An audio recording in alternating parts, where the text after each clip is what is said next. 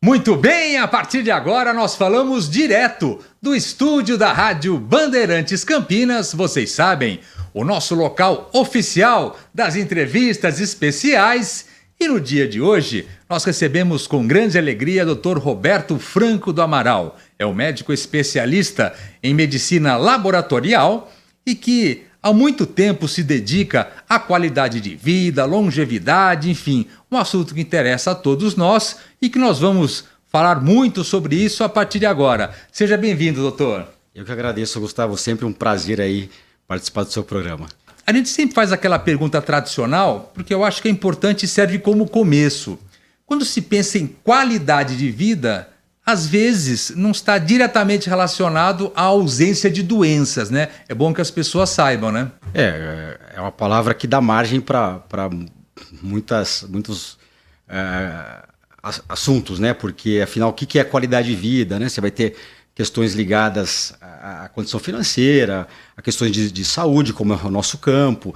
Então, você realmente não ter saúde vai impactar diretamente na sua qualidade de vida. E se você realmente tiver uma doença crônica que te leve a internações, a frequentar hospitais com frequência, a cansaço, a impacto no sono, você vai ter uma pouca qualidade de vida. Então esse seria um extremo da baixa qualidade de vida ligada a alguma patologia ou doença. Qual o outro lado? Você ter realmente uma ótima qualidade de vida, que é que você ter disposição, dormir bem, ter uma função intestinal preservada, não ficar doente com frequência, né? Que é um assunto que ficou muito falado, né? A questão da imunidade na Covid, né? Então hoje se sabe-se o quanto que a baixa imunidade, as infecções, como pneumonias, por exemplo, levam à diminuição da expectativa de vida em pessoas mais velhas. E você preservar essa função imunitária ao longo do envelhecimento é crucial, né? Então hoje se fala o quanto que a gente pode, com alimentação, com melhora de microbiota intestinal, que é flora intestinal, vitamina D, exposição ao sol, sono, quanto que isso pode melhorar a sua função imunitária, seu sistema, potencializar seu sistema imune e fazer com que você fique menos doente e, eventualmente, né, viva menos tempo do que muita gente, né? E aí se entra num outro campo o quanto de tempo de vida, né, que o ser humano pode chegar, né? Porque sempre se fala em aumentar a expectativa. E não se sabe que, né, a partir de 120 anos realmente seria um limite natural, um limite biológico aí do tempo de vida. Não teria muito como viver muito mais do que esse tempo, seja com mais qualidade de vida ou com menos. Mas, enfim, a qualidade de vida ela não pode ser só ligada a realmente você ter ali uma condição de dia a dia, de condição financeira excelente, ou o contrário, mas sim como você se sente ao longo do seu dia, se você acorda bem ou não. Vai ter pessoas com uma condição excelente, mas que não se sentem bem. E aí ela tem uma péssima qualidade de vida, não tem uma condição eventualmente financeira tão boa, né? Aliás, me parece, olhando de fora assim, enfim, que a medicina está voltando a ter mais do que um caráter curativo, mas preventivo, coisa que já foi no passado. É mais ou menos isso que vem acontecendo, essas movimentações, enfim, buscando a prevenção, que aí entra com relação justamente à imunidade, que foi uma palavra que surgiu com força na pandemia, enfim. Eu acho que a prevenção durante a vida, você vai estar diretamente ligada à qualidade de vida e à longevidade também, mais ou menos isso, né? Sem dúvida. E a prevenção já era uma coisa que sempre se falou em medicina, né? Afinal, você ir a médicos, fazer um exercício, mesmo que de uma forma meio genérica, já seria uma forma de se prevenir. É que hoje se potencializou o conhecimento em relação a isso, né? Não é novidade, né? Como eu disse, medicina preventiva, ninguém está falando uma coisa nova, mas se está sendo mais específico, né, no que realmente a alimentação poderia impactar, que antigamente, não, é comer pouco e gastar muito, então fazer muito exercício, o quê? Sei lá, faz exercício. Hoje se tem uma especificidade maior, uma recomendação da OMS, que a gente pode até falar mais, de quanto tempo fazer, qual tipo de exercício, qualquer exercício, um é igual ao outro, hoje, né, você tem o beach tênis que está super em alta, mas qual que é melhor? A musculação, sem dúvida, fazer alguma coisa vai ser sempre melhor que não fazer, mas se tem uma especificidade melhor hoje, no que tange aí melhorar essa expectativa de vida, a qualidade de vida, né? E não se colocando numa numa bacia tão grande, que o que era a prevenção de doença, né? Você simplesmente só tomar medicamentos, vou tomar meu remédio de pressão, teoricamente você está se prevenindo, né? E não está errado, né? Porque se você está controlando a sua pressão, você vai ter menos infarto, você vai ter menos acidente vascular cerebral, né? E menos, eventualmente, doenças ligadas à hipertensão, assim como controlar o diabetes. Mas a gente está indo além disso, como eventualmente não desenvolver uma hipertensão, né, ou postergar essa doença, né, que hoje, né, acomete tanta gente e realmente leva à diminuição da expectativa de vida se não tratada, né? A gente falou aqui, enfim, a palavra imunidade ficou conhecida bastante durante a pandemia. Como que a gente pode... Quais as atitudes que nós poderíamos, todos nós, tomar, enfim, para que possamos aumentar a imunidade? Obviamente, ficar menos suscetível a doenças, né? Enfim, existem alimentos, exercícios... Qual que é a relação oficial? O estresse ele é totalmente ligado à diminuição da imunidade. Sabe-se que o quanto que a gente fica doente quando realmente você está passando por um momento difícil da sua vida, algum parente seu que esteja doente, ou um problema grave, algum problema financeiro, o quanto que seu sistema produtor de células de defesa vão responder a essa carga estressora. Então, você gerenciar o estresse. A gente sabe que algumas coisas não tem como você não evitar acontecer na sua vida, mas você tem como gerenciar melhor, né? E você começar pelo básico, né? Você buscar melhorar a qualidade do sono, não se expor a tanta luminosidade no período da noite, por exemplo, para que você durma melhor, que você busque acordar de manhã e faça o exercício. Isso tudo tendo correlação direta com o sistema imune, Gustavo. A prática de exercício, cada vez mais documentada na melhora dessa função, né, de imunidade. E vitamina D, microbiota intestinal, tendo correlação direta com também a alimentação e pouca ingestão, né, de alimentos processados, ingestão excessiva de álcool, né?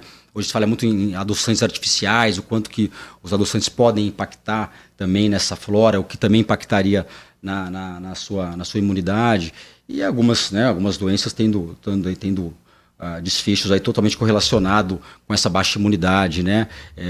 Como doenças infecciosas que levam realmente à diminuição do tempo de vida das pessoas, né?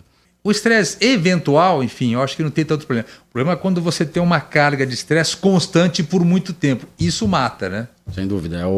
Tem o estresse e o distresse, né? Então, o estresse seria o estresse do bem, aquele estresse do dia a dia que te leva a fazer coisas diferentes, até você se motivar para sair da cama e fazer alguma coisa para se você realmente crescer profissionalmente, fisicamente, ter mais saúde, né?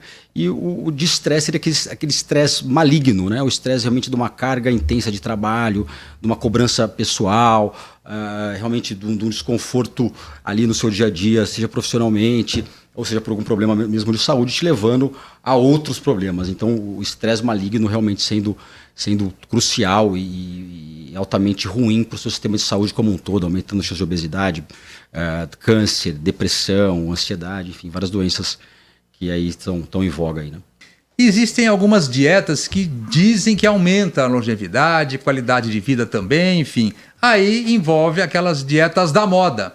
Então, até que ponto isso funciona? Momento polêmico, porque aí você tem a dieta vegana, outros tipos de dietas, enfim, até que ponto essas diferentes formas de se alimentar, elas contribuem e ajudam na longevidade e na qualidade de vida?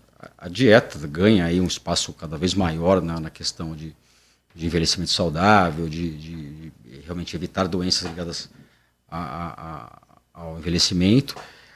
Sempre se falou muito da dieta mediterrânea, que ainda é muito certa o quanto que a dieta mediterrânea ela realmente é muito saudável, né, para a saúde. E agora tá mais em alta se falar da dieta vegana para prolongamento de vida, né? Então tem artigos tem para todo lado, né? E às vezes você tem um certo lobby de alguns grupos que falam mais de alguma dieta, enfim.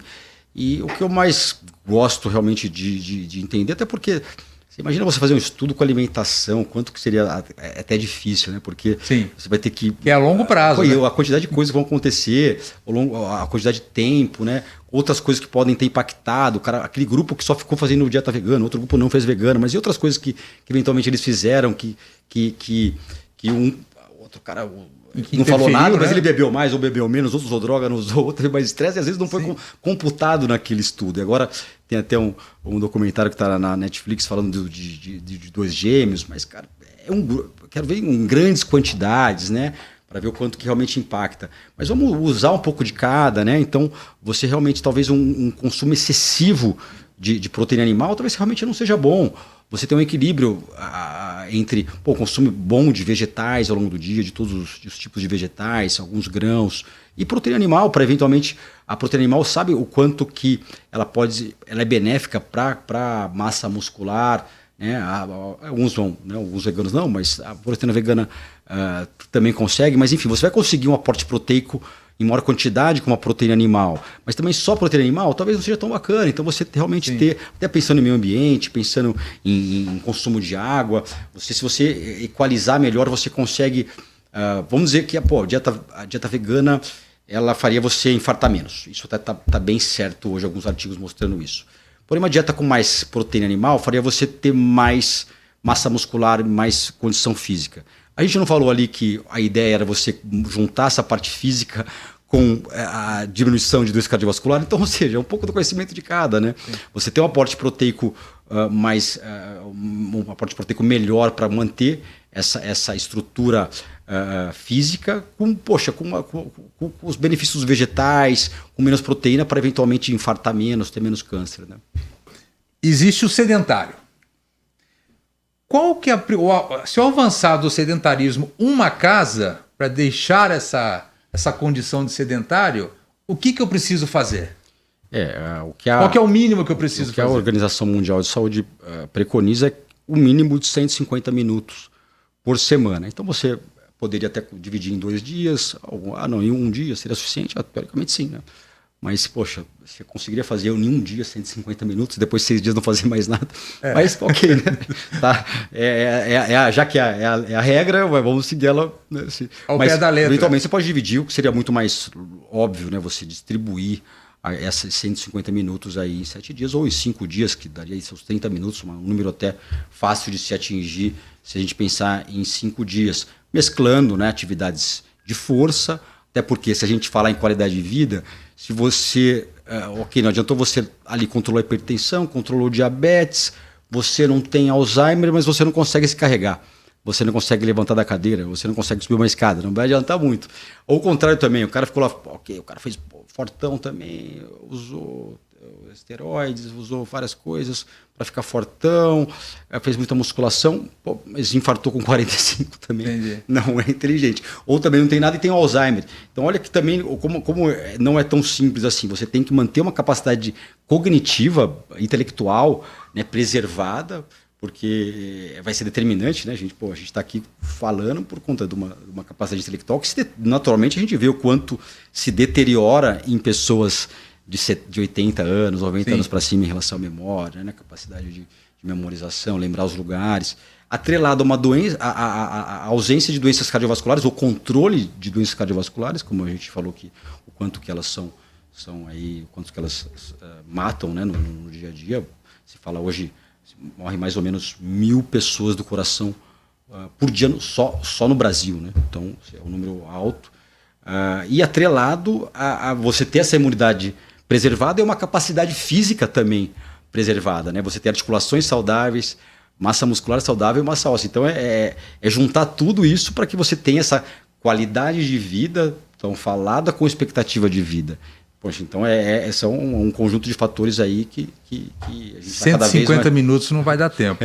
É muita coisa. Pelo menos para começar, né? Já o início. Realmente a grande maioria não faz nem isso, né?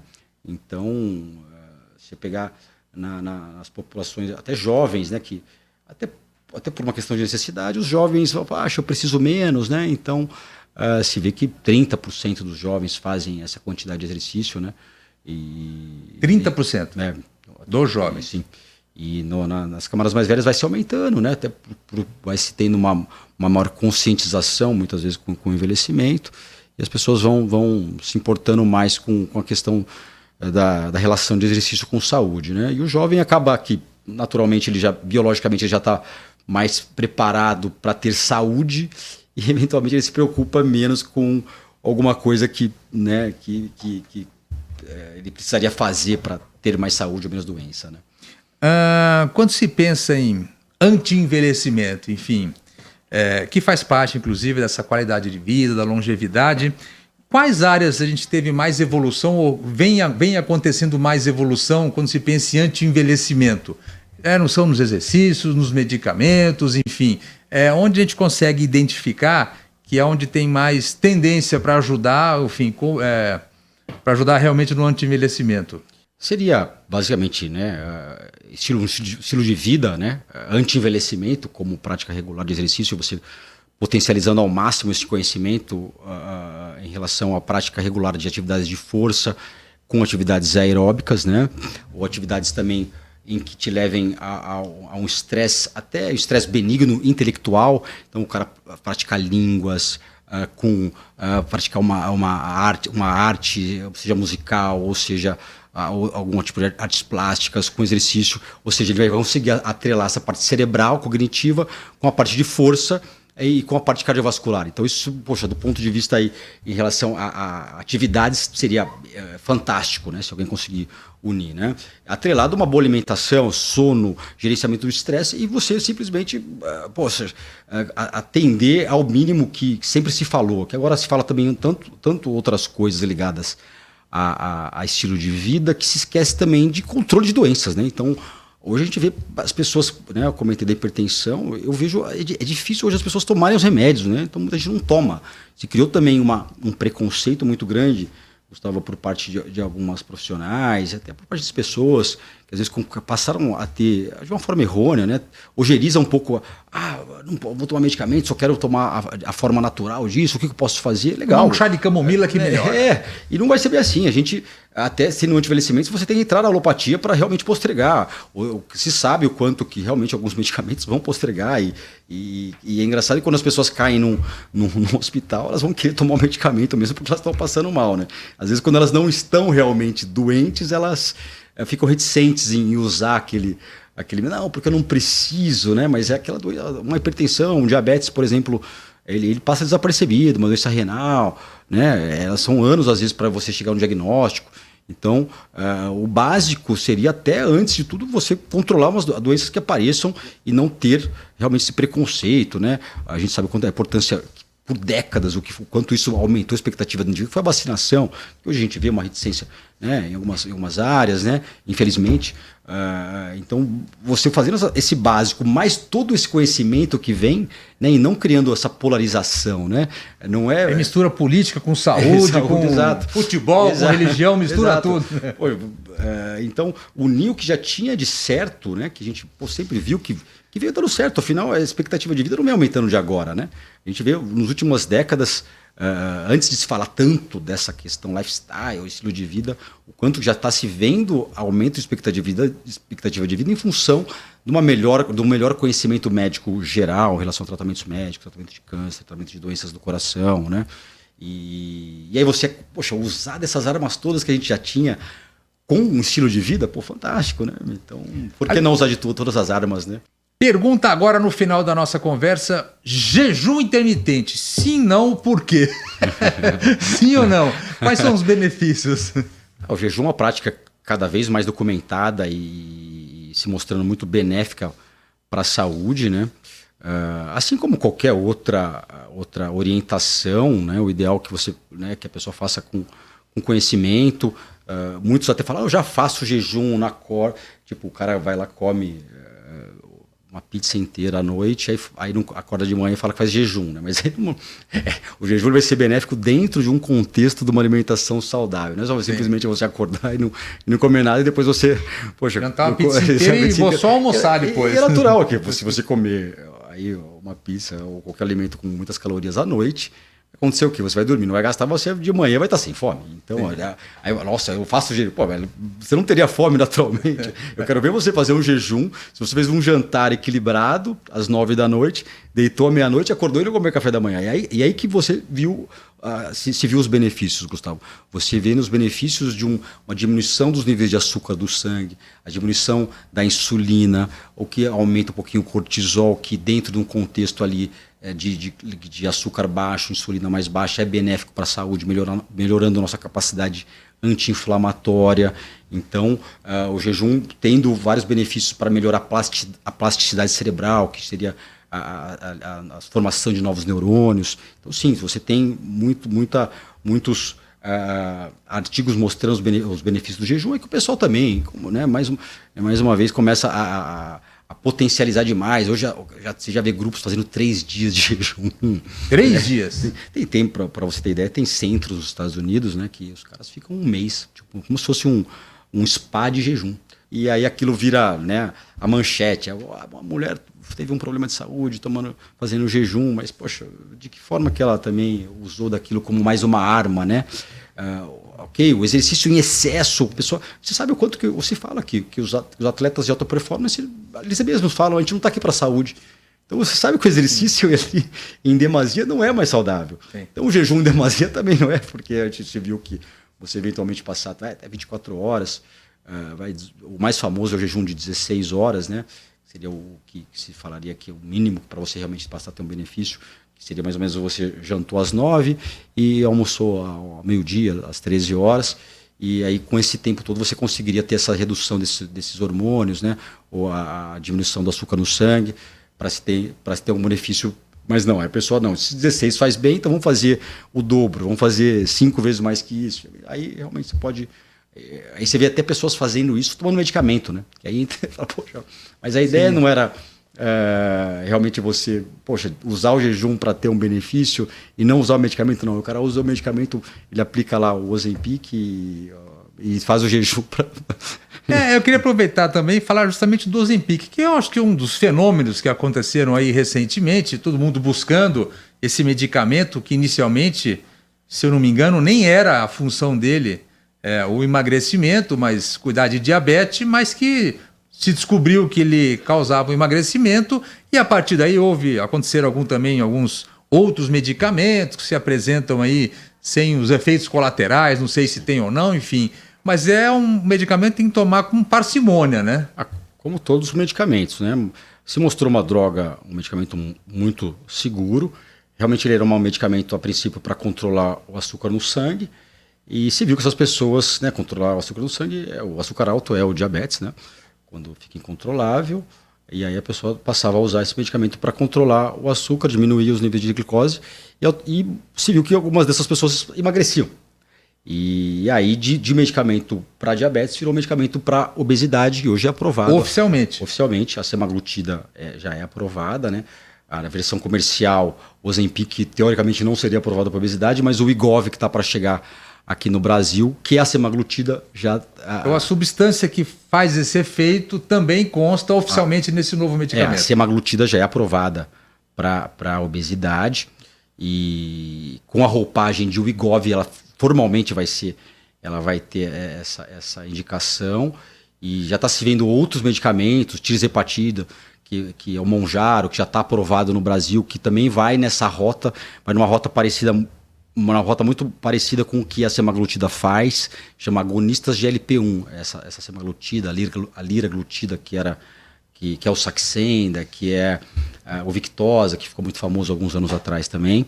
E ele atua nesse centro da saciedade no cérebro e diminuindo também a movimentação do nosso estômago e intestino, o que faz com que você fique mais saciado. Então eles têm 2 vias de ação.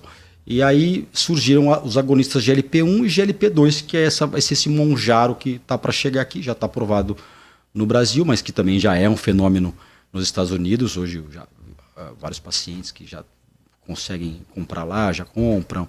Então você já vejo muita gente já usando por lá. E aqui vai ser a nova febre, realmente, infelizmente, com um preço muito elevado, até porque as pessoas estão pagando por isso, né? Como estão pagando pelo Ozempic. Então, como qualquer tipo de mercado, isso vem com uma novidade e vem com um preço que acaba sendo para uma população que até você vê índice de obesidade baixo, né? É um contraste que a gente vê, né? Porque a gente vê camadas menos favorecidas socioeconomicamente falando, com índices maiores de sobrepeso e obesidade, sem a menor condição de comprar esses medicamentos, né? E grande parte das pessoas que têm uma condição financeira melhor, que às vezes nem precisariam, teoricamente, usar aquele medicamento, porque elas querem perder uma gordura localizada, querem ficar melhor na praia, enfim, elas fazendo uso dessa medicação para um fim realmente não de doença.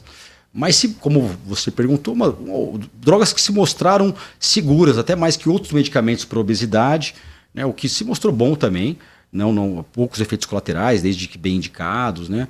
Então, e por isso que também você vê uma venda não demandando de receitas oficiais, receitas controladas, né? E uma facilidade até certo ponto que se põe em questão, quanto que isso não tem um pouco de lobby para que se venda mais, né? Mas também põe um preço lá em cima, enfim. Mas, de qualquer forma, o que eu vejo no meu dia a dia são drogas, no geral, seguras. Recebemos no programa de hoje o Dr. Roberto Franco do Amaral, especialista em medicina laboratorial e que se dedica a sua carreira à qualidade de vida, longevidade. Muito obrigado e até a próxima, doutor. Eu que agradeço, Gustavo. Sempre um prazer. Não saiam daí, daqui a pouco a gente volta. Bandeirantes.